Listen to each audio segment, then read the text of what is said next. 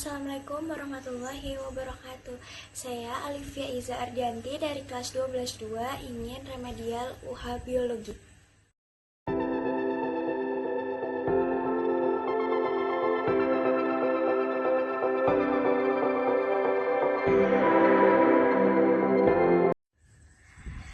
Di sini saya ingin menjelaskan bab 1 tentang enzim dan metabolisme sel.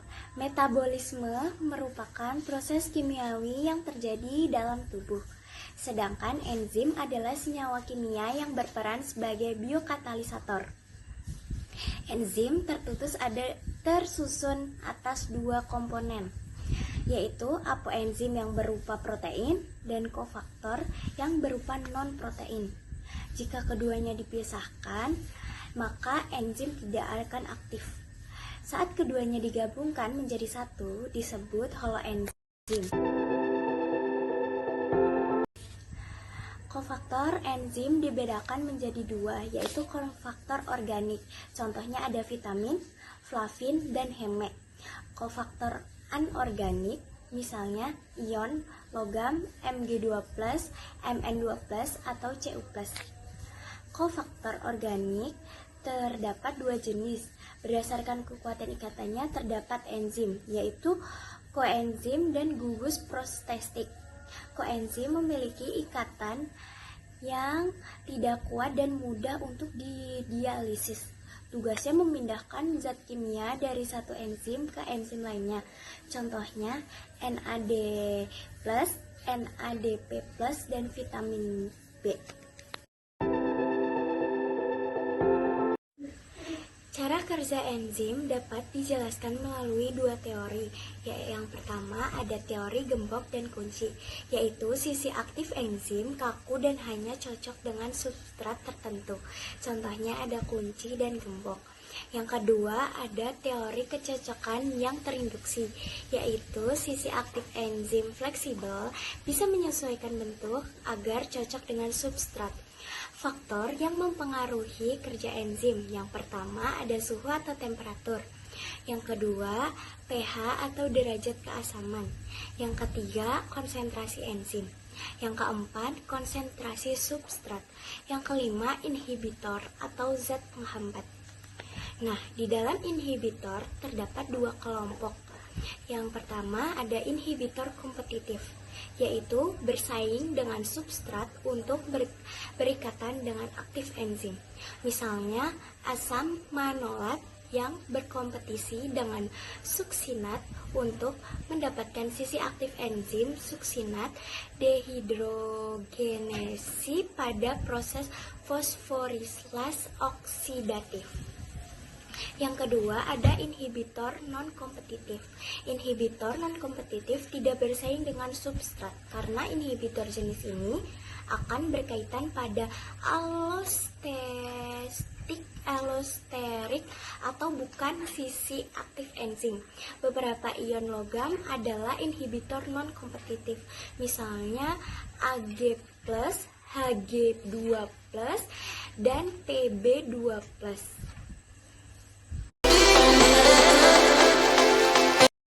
Selanjutnya ada katabolisme. Katabolisme adalah proses pemecahan molekul yang besar dan kompleks menjadi molekul sederhana. Reaksi kimia dalam katabolisme menghasilkan energi dalam bentuk ATP. Respirasi seluler yang melibatkan oksigen disebut respirasi aerob. Jika tidak membutuhkan oksigen, maka disebut respirasi anaerob. Tahapan-tahapan respirasi aerob yaitu glikolisis, dekarbosilasi oksidatif, siklus Krebs, dan transport elektron. Anabolisme merupakan proses yang membutuhkan energi sintetis atau membentuk molekul kompleks dengan lebih besar dari molekul sederhana. Anabolisme dibedakan menjadi dua energi. Yang pertama ada fotosintesis. Fotosintesis merupakan energi cahaya untuk membentuk glukosa dari karbon dioksida dan air. Fotosintesis juga menghasilkan oksigen yang dibutuhkan untuk respirasi. Reaksi fotosintesis berlangsung di kloroplas yang terdiri dari dua bagian, yaitu stoma yang merupakan ruang antara organel pada kloroplas yang mengandung enzim untuk reproduksi CO menjadi karbohidrat stoma. Berfungsi juga sebagai tempat berlangsungnya reaksi gelap. Grana itu adalah tumpukan tilakoid yang mengandung dua jenis klorofil, yaitu klorofila A dan B. Klorofila A menyerap cahaya merah dan ungu, sedangkan klorofil B dapat menyerap cahaya biru dan jingga. Diketahui juga reaksi fotosintesis yang terjadi pada grana membutuhkan energi cahaya yang disebut reaksi terang, sedangkan reaksi fotosintesis di stoma yang tidak tergantung pada energi cahaya disebut reaksi gelap. Terus ada fotosforilasi siklik yang terjadi saat produksi ATP dari aliran elektron non-siklik tidak mencukupi untuk berlangsungnya reaksi gelap. Yang kedua ada tumbuhan C3, C4, dan CAM. Tumbuhan dikelompokkan menjadi 3 jenis berdasarkan mekanisme fotosintesisnya, yaitu ada C3, C4, dan CAM. Fotosintesis.